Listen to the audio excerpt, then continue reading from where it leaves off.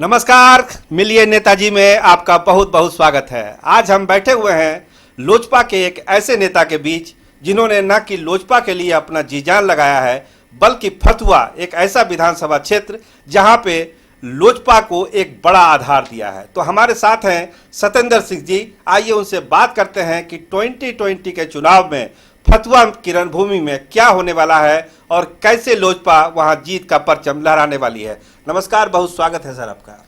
देखिए, जहाँ तक फतुहा का सवाल है, फतुहा में जब से हम लोगों ने चुनाव हारा वहाँ पर, तब से वहाँ पर हम लोग काम कर रहे हैं।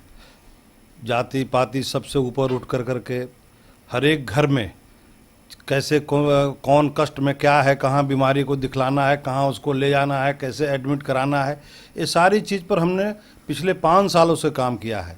खासकर अभी एक पुल को भी हम लोगों ने सैंक्शन करवाया जो आज 40 सालों से लंबित पड़ा हुआ था। इसके अलावे खासकर पुनपुन नदी के किनारे इतना 16-17 घाट का निर्माण हमने करवाया है। जो ये सब योजना दूसरे जगह से फंड ला करके, चूँकि हमारे पास तो कोई फंड था नहीं, लेकिन हमने कहीं ना कहीं से उसको मैनेज करा करके उस काम को हमने कराया है। और हर समय हम पब्लिक के बीच में रहें। खासकर कोरोना काल में भी हमने लोगों को हर जगह पर राहत पहुंचाने का काम किया है।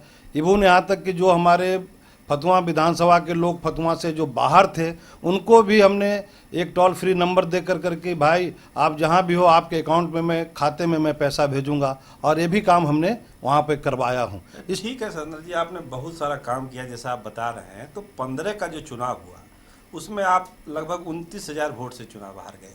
तो उस हार से क्या सबक सीखा आपने 20 वाले चुनाव के लिए? वो हार से हमने सबक सीखा कि हमको तो लोग के बीच में रहना पड़ेगा। अगर हम लोग के बीच में नहीं रहेंगे, चूँकि जो वोट का ध्रुवीकरण होता है वो उसमें खासकर वहाँ पर अति पिछड़ा जाति का 50,000 वोट है। अगर हम उन लोग के बीच में नहीं रहते तो हमें वोट नहीं मिलेगा। इसलिए हमको खास करके मैं अति पिछड़ा के बीच में मैं वहाँ रहा, उसके दुख सुख में मैं शामिल रहा, उसके साथ मैं काम किया।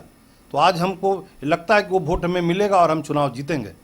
तो 2020 का जो चुनाव हो रहा है, इसको कितनी बड़ी चुनौती मान रहे हैं इस बार? हम अपने लिए इसको चुनौती नहीं मान रहे हैं। मैं चुनाव वहाँ से मैं 12 बजते मैं चुनाव जीतूंगा। तो इसका आधार क्या है? इस बड़े दावे का कोई आधार? हाँ, बड़े दावे का आधार है कि मैं 5 साल में मैं 6-7 हजार घर में मैं पर्सनल गया हूँ। मैं उनके घर में जाके खाना खाता हूँ, उनके यहाँ बैठता हूँ, उनके हर एक बात को सुनता हूँ, उनको जहाँ मदद करनी होती है तो मैं मदद करता हूँ उनको। इसलिए हमें वो वोट देंगे। और जो हमारे प्रतिद्वंदी है उनको जाने आने से कोई मतलब नहीं है।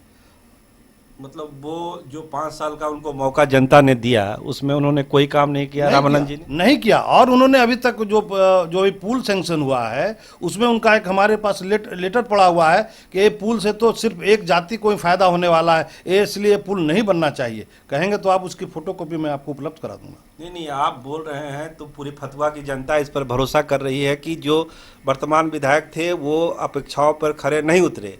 अगर जनता आपको इस बार विधायक चुनती है फतुहा के लिए, तो क्या फतुहा के लिए आपका क्या प्लान है? कुछ जनता को बताइए। हाँ, फतुहा के लिए मेरा तो सबसे बड़ी समस्या फतुहा का जाम से निदान पाना वहाँ पे है। जो महारानी चौक से जो कंप्लीट जाम लगा रहता है, तो उसके लिए हमने सोचा है कि अगर हमें जनता वहाँ का मौका देती है तो वहाँ पर हम फ्लाईओवर का निर्माण कराएंगे। इस सबसे मेरा महत्वपूर्ण 1 नंबर का काम वहाँ पे होगा। दूसरा अस्पताल वगैरह नहीं, कोविड के लेकर के अस्पताल तो वहाँ है, लेकिन हमको उसको और एक्स्ट्रा बेड के लिए हमको व्यवस्था करनी पड़ेगी। दूसरा काम वहाँ पे है कि जो रेल किनारे जो वहाँ पे सड़क नहीं है, तो अगर वहाँ पे हम लोग सड़क बनवा देते हैं तो फतुहा का एक और भी अच्छा काम हो जाएगा, डेवलपमेंट उससे हो जाएगा। वहाँ पे ज़मीन भी 14-15 बीघा ज़मीन सरकार का पड़ा हुआ है, ऐसी बंजर पड़ा हुआ है। वहाँ पे तालाब है, लेकिन मतलब इस गर्दिश हालत में कि अगर उसको हम लोग डेवलप कर दें तो एक अच्छा वहाँ पे तालाब बन जाएगा, एक वो पार्किंग मतलब पर्यटन स्थल के रूप में वो डेवलप कर जाएगा। ये सब वहाँ का मूलभूत समस्या है। कोई पार्क आज तक फतुहा में डेवलप नहीं कर पाया है, कोई वहाँ पे लड़कियों का कोई कॉलेज नहीं है। ये सब पे मेरा मेन फोकस रहेगा। इंडस्ट्री को लेके हाँ, इंडस्ट्री के लेकर के सबसे बड़ी समस्या लॉ एंड ऑर्डर की है, तो वो भी करना पड़ेगा। खासकर फतुहा में जो गुंडागर्दी है, जो शाम होता है लोग का ताला टूट जाता है, वो एक महत्वपूर्ण विषय रहेगा फतुहा के लिए, तभी वहाँ पर इंडस्ट्री लोग चला पाएंगे, नहीं तो लोग को रंगदारी देना पड़ता है, ये करना पड़ता है। वो भी एक बहुत इम्पोर्टेंट बात है खासकर फतुहा के लिए। तो ये थे हमारे साथ सत्येंद्र सिंह जी, जिनको फतुहा के विकास के लिए बहुत सारा सपना उन्होंने देख रखा है कि जनता अगर इस बार उनको अपना जनप्रतिनिधि बनाती है तो फतुहा एक ऐसा शहर होगा जो बिहार में इसके लिए जाने जाएगा, जहां का औद्योगिक विकास होगा, सड़कों का जाल बिछेगा, बच्चों के लिए स्कूल बनेंगे और खासकर कोरोना के लिए वो विशेष उपाय फतुहा में करेंगे। तो आज के खास मुलाकात में बस इतना ही। कैमरामैन राहुल राज के साथ मैं सरोज सिंह, धन्यवाद, नमस्कार।